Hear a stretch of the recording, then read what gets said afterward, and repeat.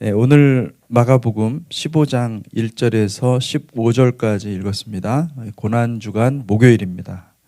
주님께서 이 고난주간에 예수 십자가의 계시가 더욱 가슴에 새겨지기를 축복합니다. 아멘. 호랑이는 가죽을 남긴다는 말이 있지만은 이 사람은 죽어서 이름을 남긴다, 그렇게 얘기를 하죠. 그 스님은 돌을 닦아서 사리가 남지만은 우리 크리스천들은 사리도 없고, 그런데 여러분, 우리 성도들은 예수 십자가가 있으면 되는 것입니다. 우리 마음에 예수 십자가가 있으면 그러면 구원받는 것입니다.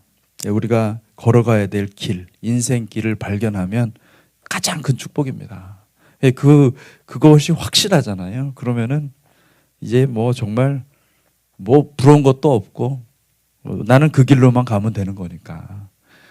여러분, 다른 넓은 길, 편하고 좋아 보이는 길이 있지만은 그 끝은 누구도 보장하지 못하는 거예요. 그러니까 여러분, 예수 십자가에 붉은 동아줄을 굳게 붙잡고 승리하는 저 여러분들이 되시기를 축복합니다. 아멘. 찰스 스펄전이 이런 말을 했어요. 여러분, 우리가 교회를 떠나서는 안 되지만은 성도들로서 교회를 떠나야 되는 경우가 있습니다. 성도들이 떠나야 하는 경우는 첫째로 복음이, 우리 교회에서 선포되는 복음이 예수 십자가의 복음이 아닐 경우에 교회를 떠나야 됩니다.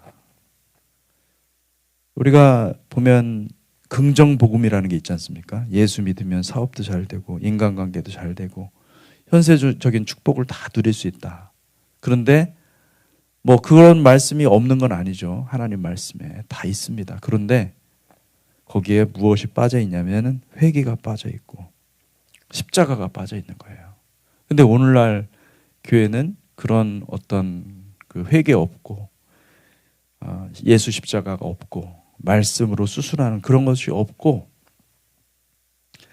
그 축복을 좋아하기 때문에 사람들은 그런 복음을 들을 때 많이 옵니다. 많이 오고 많은 사람들이 가는 넓은 길을 만들어 놓고 하는 것 굉장히 주의하라, 그렇게 얘기를 하는 거죠. 또 스펄전 목사님은 어떤 이야기를 하냐면은 예수 그리스도의 십자가 희생에 집중하지 않고 우리의 포커스가, 우리의 신앙의 포커스가 예수 십자가가 아닌 어떤 사람에게 있거나 어떤 은사자에게 있을 때, 그때 교회는 미혹에 빠진다, 그렇게 이야기를 하고 있습니다. 이게 예나 지금이나 똑같습니다. 우리가 정말로 경계해야 되는 것은 이 교회 내에서 어떤 사람이, 목회자도 똑같습니다. 목회자들이 정말 조심해야 될 것은 목사가 이렇게 막 떠받들어지고 우리 목사님 하면서 우리 목사님 최고야 하면서 그렇게 되면 굉장히 위험해지는 거예요. 여러분, 신앙생활은요, 예수 그리스도가 높아지는 것입니다. 예수 그리스도 외에 우리는 다 주의 종들이고 주님을 섬기는 백성들인 줄 믿습니다. 요즘엔 또 주의 종이라는 말도 아주 그냥 신격화돼가지고 주의 종님들, 종들이 아니에요. 이제 더 이상 종들이라고 하지 않아요. 원래 종은 노예라는 개념인데 노예님들이라고는 하진 않잖아요. 종님들. 종이라는 단어 자체도 높아져 있어요. 우리는 하나님의 음성을 듣고 하나님의 음성에 순종하는 사람들입니다. 목사의 음성을 듣고 목사에 순종하는 사람들이 아니라, 목사는 하나님께 안내하는 사람이고 예수 그리스도와 연결해 주는 사람이지, 할렐루야, 어떤 한 목사가, 어떤 지도자가 신격화되고 굉장히 위험합니다. 여러분, 그럴 때 스폰저는 과감하게 합니다. 그럴 때는 빨리 교회를 떠나라. 왜냐하면 여러분들의 영혼이 타락한다는 거예요. 여러분, 우리가 십자가를 마음에 새기는 것이 가장 큰 축복인 줄 믿습니다. 가만 생각해 보면 예수 십자가를 발견하면 마음이 허하고 마치 그것이 어떤 영적인 갈망처럼 생겨서 영적인 갈망으로 착각을 해서 막 무엇인가를 찾아 다니는 그런 삶이 졸업되는 거예요. 그렇지 않습니까? 내가 예수 십자가를 만나면 모든 걸 다 만난 거잖아요. 모든 걸 다 받은 거잖아요. 그러니까 이제 그거 졸업이 되거든요. 근데 그게 예수 십자가가 없기 때문에, 마음에 없기 때문에 이미 하나님께서 우리에게 주신 십자가에서 흘리신 그 예수님이 없으니까, 그러니까 자꾸 다른 것들을 채우려고 그렇게 막 몸부림치는 겁니다. 여러분, 예수 십자가로 모든 것을 채우시기를 주님의 이름으로 축복합니다. 아멘. 그래, 십자가가 있으면은 우리의 삶의 길이 확정됩니다. 그러니까 나는 왜 사는지를 분명히 아는 거죠. 내가 왜 사는지 알고 또 어떻게 사는 것이 주님의 뜻에 부합하고 하나님이 기뻐하시는 것인지가 분명해지기 때문에 흔들리지 않는 겁니다. 할렐루야. 그렇게 흔들리지 않는 신앙 가운데서 우리가 살아야 되지. 그것이 진짜 축복이지. 다른 어떤 세상의 것들을 내가 많은 걸 얻을 수 있다고 해서 그것이 축복이 아니라는 거죠. 저는 그 고난 주간에 누릴 수 있는 가장 큰 축복은 우리의 삶에 다시 한번 이 십자가를 통해서 재정렬하는 거죠. 내가 지금 십자가의 길을 가고 있는가? 내 삶에 예수 십자가의 은혜가 충만하게 임하고 있는가? 이것을 다시 한번 생각하는 거죠. 다시 한번 생각해서. 우리 자동차 바퀴가 틀어지면은 얼라이먼트 하지 않습니까? 근데 우리도 길을 가는데 조금씩 수정이 될 수가 있는 거예요. 얼마든지. 그런데 고난주간이 왜 필요한가? 이 고난주간에 예수 십자가를 통해서 다시 원래대로 얼라이먼트를 하는 거죠. 우리의 바퀴를, 이 삶의 수레바퀴를 얼라이먼트를 해야 된다. 여러분, 얼라이먼트가 잘 되시기를 축복합니다. 아멘. 1절에 보니까, 15장 1절에 보니까 새벽에 대제사장들이 즉시 장로들과 서기관들 곧 온 공회와 더불어 의논하고 예수를 결박하여 끌고 가서 빌라도에게 넘겨주니. 저는 이 말씀에서 예수를 결박하여 끌고 가서라는 말에 새삼스럽게 좀 충격을 받았습니다. 예수는 하나님의 아들입니다. 근데 이 본문의 이야기는 너무나 거침없죠. 마치 이 본문에서는 예수를 형벌받아 마땅한 죄인같이, 짐승같이 취급하고 있습니다. 주님은 혐의에 대해서 유죄 판정을 받지도 않았고, 주님은 무고하죠. 죄가 없죠. 죄가 없는데 백성들의 성동에 의해서 불법적으로 구금당하고 불법적으로 결박당하고 불법적으로 죽임을 당하는 것입니다. 그런데 주님은 어떻게 보면 굉장히 억울한 거죠. 그러나 그 억울한 그 자리에 주님은 자진해서 나아가는 것을 볼 수가 있습니다. 시편 22편, 다윗의 시편에 보면은 메시아가 당할 고난을 이 다윗이 바라봤습니다. 그래서 그것을 예언했는데 22편 3절에서 8절, 이스라엘의 찬송 중에 계시는 주여, 주는 거룩하시니이다. 우리 조상들이 주께 의뢰하였으므로 그들을 건지셨나이다. 그들이 주께 부르짖어 구원을 얻고 주께 의뢰하여 수치를 당하지 아니하였나이다. 나는 벌레요 사람이 아니라 사람의 비방거리요 백성의 조롱거리니이다. 나를 보는 자는 다 나를 비웃으며 입술을 비죽거리고 머리를 흔들며 말하되 그가 여호와께 의탁하니 구원하실 걸, 그를 기뻐하시니 건지실 걸 하나이다. 나는 벌레요 사람이 아니라 사람의 비방거리요 백성의 조롱거리다.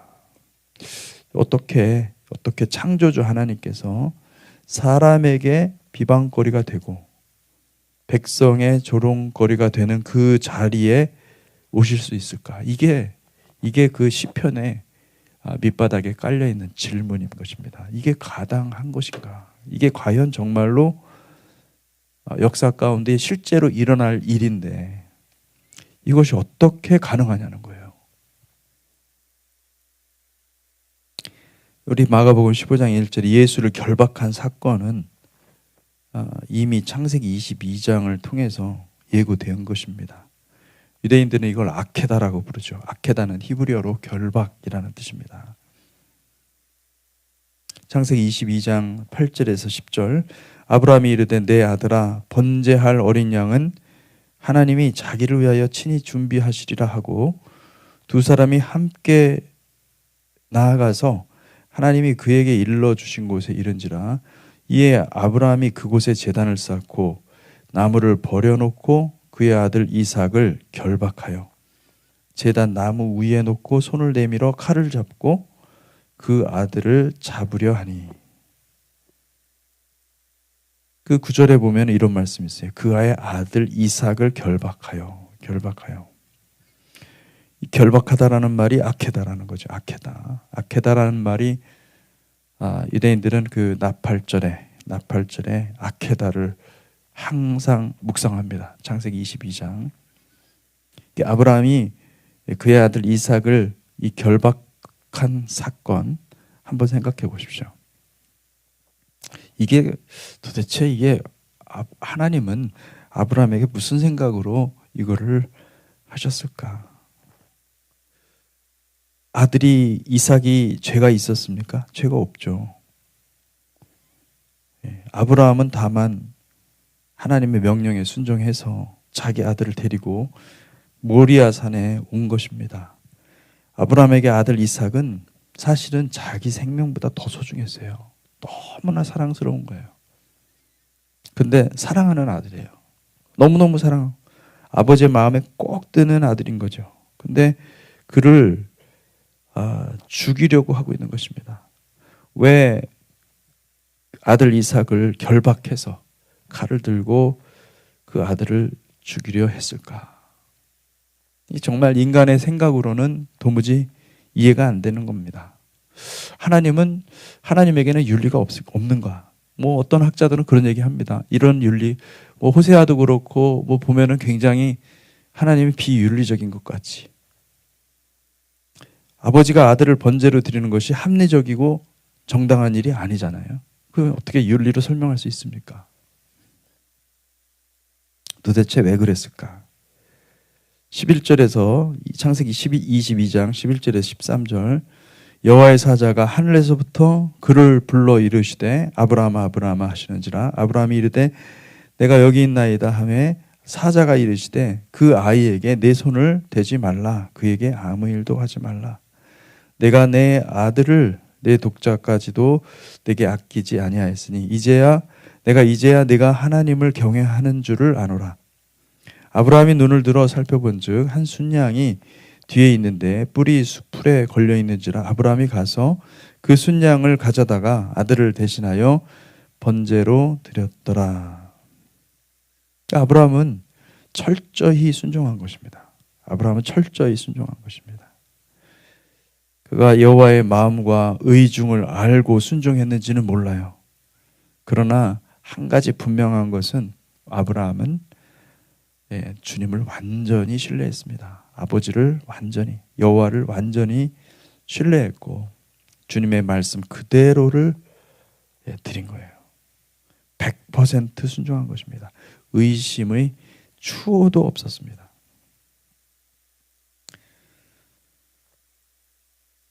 여러분, 우리가 물론 주님의 음성이 들릴 때 어떤 때는 다 이해가 되죠. 그런데 성경에 보면 이해가 안 되어도 선지자들은 순종을 했습니다. 구약 성경 대부분의 선지자들의 삶을 보면 하나님의 음성을 이해하고 순종하기보다는 이해가 안 되는 부분이 있지만 그럼에도 불구하고 하나님께 순종한 거예요. 하나님은 온 땅에 기근이 와서 다 죽어갈 때 사람들이 막 죽어가고 있고 가난하다고 다들 그냥 못 살 때 하나님 엘리야를요 사렙다 과부 그거 한번 먹고서는 그냥 죽어버릴 그 사렙다 과부한테 일부러 보내신 겁니다.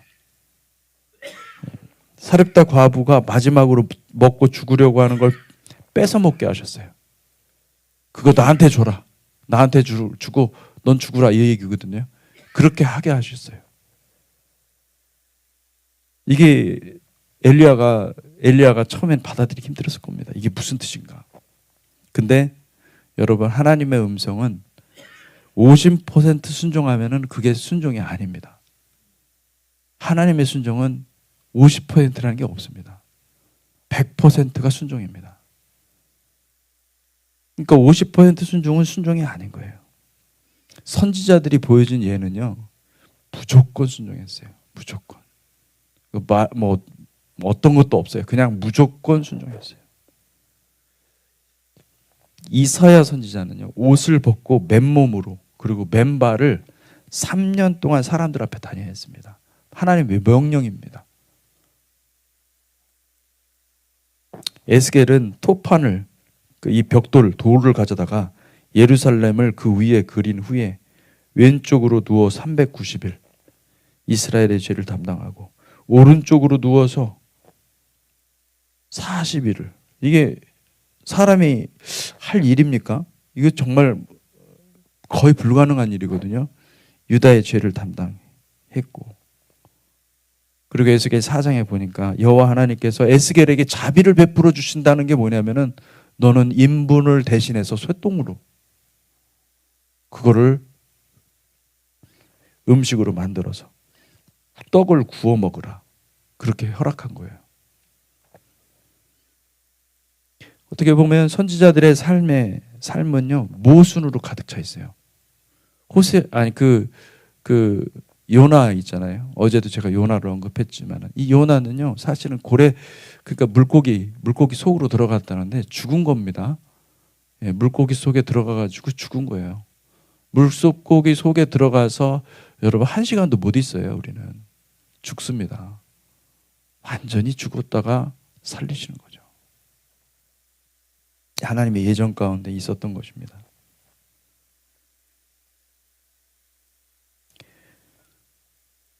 선지자들의 삶은 자기 생명을 드리면서 순종한 것입니다. 그게 선지자의 대가이고, 그리고 사실은 그게 선지자의 상입니다. 선지자가 받을 상은 그 상이에요. 그것을 순종했을 때 받는 상이라는 거예요. 아브라함이 아들을 결박한 사건은 다시 마가복음으로 돌아와서 15장 1절 말씀에서 아버지의 뜻이 성취되는 것입니다. 새벽에 대제사장들이 즉시 장로들과 서기관들을 곧 온 공회와 더불어 의논하고 예수를 결박하여 끌고 가서 빌라도에게 넘겨준, 이게 무엇이냐? 이게 바로 창세기 22장의 그 아케다, 이 결박한 그 사건이 마침내 예수님 하나님의 아들이잖아요. 그 하나님의 아들을 결박하는 그 사건으로 완전히 성취되는 것을 볼 수가 있는 것입니다. 그런데 이 결박이 없었더라면은 죄와 사망의 권세를 결박하는 일도 없을 것이고, 우리의 구원도 우리의 영원한 생명도 없었을 것입니다. 주님은 아들로서 100% 순종하신 것입니다.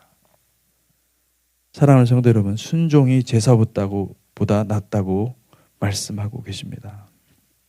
주님의 음성을 들을 때 100% 순종하는 저와 여러분들이 인생이 되시기를 주님의 이름으로 축원합니다.